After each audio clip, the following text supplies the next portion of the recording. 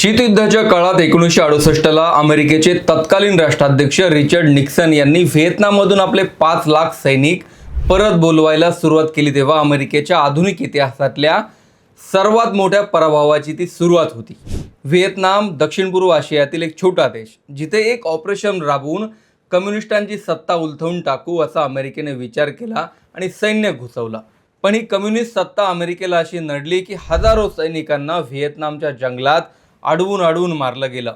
अमेरिकेत संतापाची प्रचंड लाट उसळली, राष्ट्राध्यक्षाला तोंडावर पडावं लागलं आणि व्हिएतनामसारख्या छोट्याशा देशातून सैन्य माघारी बोलवावं लागलं। बलाढ्य अमेरिकेला छोट्याशा व्हिएतनामसमोर नांग्या टाकाव्या लागल्या। अमेरिकेने या इतिहासातून कसलाही धडा पुढे घेतला नाही, कारण कांगो या छोट्याशा देशानेही अमेरिकेला असंच नमवलं। तर अफगाणिस्तानमध्येही 20 वर्ष तळ ठोकल्यानंतरही अखेर तालिबानचाच विजय झाला। तर आता इराणमध्ये जे युद्ध सुरू केलंय त्यातही डोनाल्ड ट्रम्प अशा ट्रॅपमध्ये अडकले ज्यातून बाहेर पडण्याचं कोणतंही नियोजन त्यांच्याकडे नाही आणि आता अमेरिकेतलेच लोक हे युद्ध मागे घेण्यासाठी दबाव तयार करतायत। ज्या अमेरिकेला आपल्या सैन्य शक्तीचा प्रचंड घमंड आहे, त्या अमेरिकेसोबत व्हिएतनाममध्ये काय घडलं होतं, अमेरिकेचे आजपर्यंत कोणकोणते मोठे पराभव झालेत आणि ट्रम्प इराणच्या ट्रॅपमध्ये कसे अडकलेत त्याची स्टोरी मी तुम्हाला या व्हिडिओत सांगणार आहे। नमस्कार, मी विशाल, तुम्ही पाहताय story.com। व्हिडिओला सुरुवात करण्यापूर्वी आठवण हे चॅनल सबस्क्राइब जरूर करा। व्हिएतनामने फ्रान्सच्या सैन्याला 1954 मध्ये देन बेन फू या युद्धात पराभूत केल्यानंतर स्वातंत्र्य मिळवलं आणि देश 2 भागात विभागला गेला, ज्यात उत्तर आणि दक्षिण व्हिएतनाम अशी फाळणी झाली। पण उत्तर व्हिएतनाममध्ये तेव्हाची सोव्हिएत युनियन आणि आजची रशिया यांच्यासह चीनचा पाठिंबा असलेल्या कम्युनिस्टांची सत्ता होती, तर दक्षिणेत कम्युनिस्ट विरोधकांची। शीत युद्धाचा हा काळ असल्यामुळे अमेरिकेला भीती होती की उत्तर व्हिएतनाममधली विचारधारा आजूबाजूच्या देशातही पसरली जाऊ शकते। बाजूच्या देशांमध्येही कम्युनिस्टांची सत्ता आली तर शीत युद्धात अमेरिकेसाठी तो एक मोठा फटका असणार होता। त्यामुळे कम्युनिस्टांना सत्तेतून बाहेर काढण्यासाठी अमेरिकेने या युद्धात उडी घेतली। 1964ला गल्फ ऑफ टोकिन्समध्ये व्हिएतनाम आणि अमेरिका यांच्या जहाजांची चकमक झाली आणि अमेरिकेने अधिकृतपणे युद्धात उतरण्याचा प्रस्ताव काँग्रेसमध्ये पारित केला। 1965ला तर अमेरिकेने रोलिंग थंडर हे ऑपरेशन राबवलं आणि उत्तर व्हिएतनाममध्ये मोठ्या प्रमाणात बॉम्बिंग सुरू केली। 1968 हे साल येईपर्यंत अमेरिकेने आपले 5.5 लाख सैनिक व्हिएतनाममध्ये घुसवले होते। पण उत्तर व्हिएतनामचं सैन्य आणि त्यांच्या साथीला असलेल्या गुरिल्ला फोर्सने अमेरिकन सैन्याला रात्रीच्या वेळी जंगलात गाठायला सुरुवात केली। अमेरिकेने रसायन टाकून जंगल जाळले तरीही अमेरिकन सैन्यालाच वेढलं गेलं। व्हिएतनाम हा घनदाट जंगलांचा डोंगर रांगांचा प्रदेश आहे। अडचणीच्या ठिकाणी अमेरिकन सैन्याला गाठलं जाऊ लागलं। दक्षिण व्हिएतनाममधल्या शहरातही हल्ले सुरू झाले। दिवसा शेतकरी म्हणून राबणारे गुरिल्ला सैनिक रात्रीच्या वेळी अमेरिकन सैन्यावर तुटून पडायचे। इराणने जशी भूमिगत मिसाईल बनवण्याचे कारखाने तयार करून ठेवलेत, तसेच भूमिगत मार्ग व्हिएत सैनिकांनी वापरले आणि अमेरिकेला हैराण केलं। अमेरिकेचे एवढे सैनिक मारले जाऊ लागले की स्वतःच्या देशात या युद्धाला विरोध होऊ लागला। अमेरिकन सरकारवर टीका व्हायला लागली। अमेरिकेने कम्युनिस्ट ही विचारधारा रोखण्यासाठी आपल्या 58,000 सैनिकांचा बळी दिला। 1,500 पेक्षा जास्त बेपत्ता झाले तर 1.5 लाखांपेक्षा जास्त गंभीर जखमी झाले। व्हिएतनाममध्येही 20 लाखांपेक्षा जास्त सामान्य नागरिकांचे जीव गेले। उत्तर व्हिएतनाम आणि व्हिएत काँग या सैन्याचे 11 लाख सैनिक मारले गेले। पण व्हिएतनाम थांबण्याचं नाव घेत नव्हता। अमेरिकेला हे न परवडणारं नुकसान झालेलं पाहून 1969ला तत्कालीन राष्ट्राध्यक्ष रिचर्ड निक्सन यांनी सैन्य मागे घ्यायला सुरुवात केली।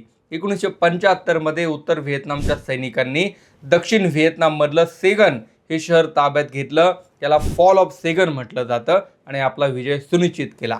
याच वर्षी अमेरिकेला पूर्णपणे मागे ढकलून एकत्रित व्हिएतनामची घोषणा झाली आणि तीही कम्युनिस्टांच्याच नेतृत्वात।